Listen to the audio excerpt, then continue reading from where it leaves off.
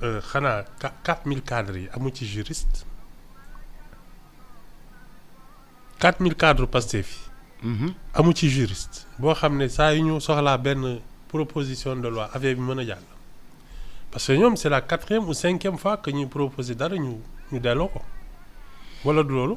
waaw des fois day am nag ci vice day am ci 4000 cadres yi. mais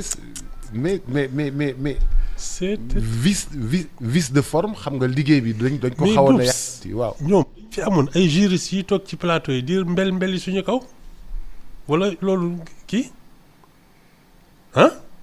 mais c'est quoi le problème ñoom saa yu ñu yónnee dara ñu ne leen bii doxul delloo leen ko ñoom nag commencé nañ tàmm défaite ah. non bu du défaite. non du défaite mais. pas d'accord. non du yow Boubs. tu peux pas aller passer le bac ñu ne la yow delloo kii parce que sa jàng mokkul nga naan ma du défaite. non mais. non mën ngaa jàng ba ne arrêté doo am bac. waaw. loolu kay mooy examen la. waaw mais xam nga tu es pas obligé de passer un examen. soo demee ba ne da ngay passer examen c'est que wóolu nga sa bopp.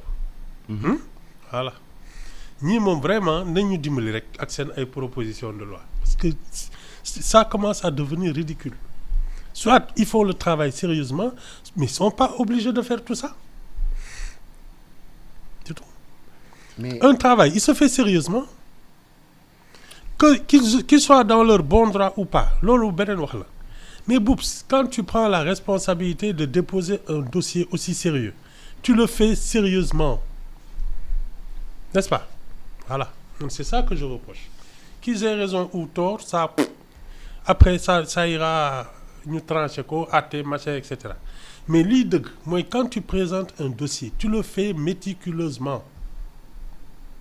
Tu penses que ça manque de sérieux mais et attends ça c'est de l'amateurisme comment c'est la 4e ou 5e fois qui présente et ils ont une majorité écrasante 130 députés. C'est quoi le problème pour yow problème organisation la ñi ñu koy jox la tout le monde veut mettre mais la main à la pâte. c'est un problème de compétence. yàkkamti la. Boubs dossier da nga koy jox juriste mu étudier ko ba xam ne lii soo ko présenté il sera au moins recevable maintenant est-ce que la justice va arbitrer dans un sens ou dans un autre ça c'est autre chose mais au moins quand tu présentes un dossier qu'il soit irréprochable vice de forme quand même et ci koo xam ne c'est sa 2e législature. waaw su doon un amateur j'aurais pu comprendre c'est sa 2e législature wala du loolu. léegi yow loolu problème mu compétence nga fa bëgg indi. mais wala bien sûr lan nga fa bëgg indi de rigueur. simple rigueur tu présentes un dossier il doit être irréprochable loolu laa wax.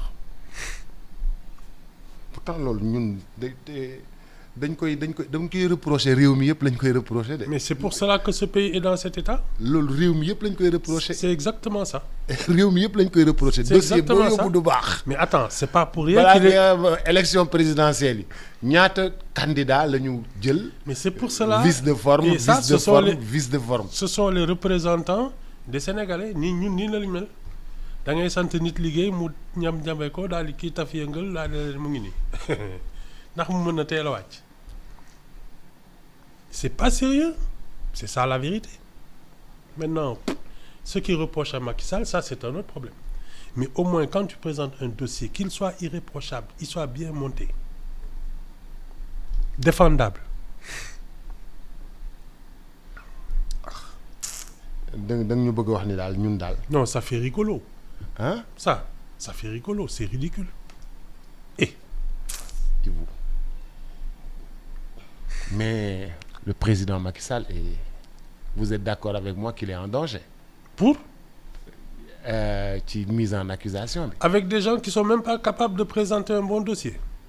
oui il doit dormir tranquille. oui. Boubs dafa mel ni une équipe de première de kii nu mu tudd. Liga ñooñu def non ñuy def championnat européen bi. Champions League. waaw waaw buy daje kii équipe navétane du Sénégal non ça c'est ridicule il faut éviter ça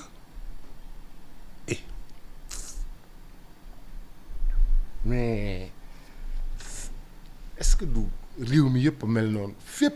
mais boobu c'est ça le sous-développement c'est justement que les choses ne se passent pas normalement dans un pays développé boobu da ngay xëy le matin ne da ngay inscrire à l'université 8 heures 8h15 tu es inscrit tu passes à autre chose fii tu mets une semaine ou un mois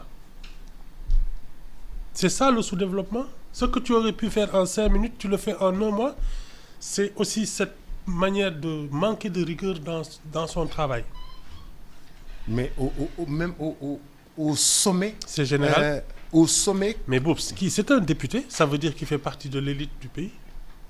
Ah non, Ibou, on peut être député et ne pas être élite. Non, on peut être député et ne pas être fait partie des élites. Boubs, si justement, parce que parmi 18 millions de Sénégalais, tu fais partie des 150 qu'on a désignés. Oui, mais être désigné ne veut pas dire faire partie de l'élite. On te considère pourtant, comme... Cheikh Bara Ndiaye a été désigné, il ne fait pas partie de l'élite. Non, il a été désigné et il ne fait pas partie de l'élite. Si, justement. Cheikh Bara Ndiaye. Nico Fall, wow. Il considère que c'est ça l'élite. Non. Non, je comprends notre malentendu. Tu comprends pas ça. C'est-à-dire, am na ñoo xam ne doo leen fal Cheikh Bara Ndiaye xam nga il peut pas être ton député surtout que léegi day làkk tubaab dégg nga ko moo c'est mu bàyyi ma waay mais bien sûr da lay tontu mu bàyyi ma waay non mais il y a des gens qui le considèrent comme la crème de la crème ñi tax mu toog noonu nekk député parce qu'on le considère comme partie de la crème de la crème. C'est ça. Les députés là, ils sont censés représenter ce qu'il y a de mieux dans ce pays. Dont Cheikh Bara Ndiaye et Guy Marius Sagna. C'est ça la logique de l'élection. On choisit celui qu'on considère comme être le meilleur. Mais non, Ibou, dañ ko ci def mais considéré wuñu ko comme faisant partie des meilleurs. Ceux qui ont voté pour cette liste considèrent que ça fait partie des meilleurs. Mais Ibou yow yàgg nga ma wax ne liste bi niñ koy defaree baaxul. Ouais, mais non, man loolu c'est ma conception. Je te parle des gens qui ont élu pour ces gens-là. ñi nga xam ne dañu xool liste bi fekk ci ay Guy Marius Sagna ak ay Cheikh Bara Ndiaye ne ñii la ñuy fal mais ils considèrent que ce sont les meilleurs. Voilà, c'est difficile. Yo, naanaatal sa lii waay tu as du mal à comprendre naanal. ndax sama xel mi ñëw. waaw. c'est du miel de. ndax xel mi dellu si oui. tu as besoin de boire waay naanal sa gis. feebar bi damaa jàppoon Ibou teel na de. Non, mais c'est sérieux. Boubs, le plus désolant dans cette affaire, c'est ce qu'il décide de poursuivre Macky Sall, c'est une affaire là. Mais présente un dossier irréprochable. C'est le minimum. Est-ce que dañ ko yàkkamti tamit dañu yàkkamti gaaw jàpp Macky Sall gaaw dañ koy jàpp gaaw ba dossier bi niñ ko defaree du noonu. Non. Moi je considère que c'est un état d'esprit. C'est-à-dire avoir l'habitude de ne pas faire son travail sérieusement. C'est une culture. Mais il faut quoi am culture boobu. Lii c'est une culture.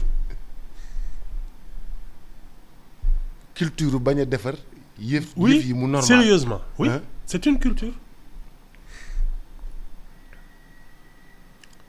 Boubs su dee yow dañ lay yar dañ la former. ci jàng say leçons def say devoirs. Def de la recherche di lire ak yooyu nga xam ne tout ce que tu fais tu le fais sérieusement hein. Quand tu prépares un dossier Boubs il est irréprochable mais su dee da ngay tëñëx yi di dem rek su ngelaw li demee nii nga dem ak moom su demee ak kii ngay pousse di dem voilà. Est-ce que tam gars yi dañu bëri dossier aussi yi ñuy toppatoo. Non xam nga choisir de traîner un ancien président de la République devant des tribunaux, hein, c'est pas du chahut. Parce que xam nga lan mooy problème bi si tu y parviens, le prochain président là, il risque aussi de se retrouver devant des tribunaux parce que tu déclenches une nouvelle ère. Xam nga kon c'est un truc historique. Voilà. Donc soo koy def, tu dois savoir ce que tu fais. Ça veut dire que ubbi nga benn boîte boo xam ni président. Non, tu ouvres une nouvelle ère. Parce qu'il y aura jurisprudence. Mais Boubs, on ne fait. C'est comme si tu décidais de donner un autre tournant à l'histoire de ton pays. Mais quand tu le fais, tu dois savoir de quoi il s'agit. Dans quoi tu t'engages. Dans quoi tu t'engages. Et la première des choses, c'est montrer un dossier irréprochable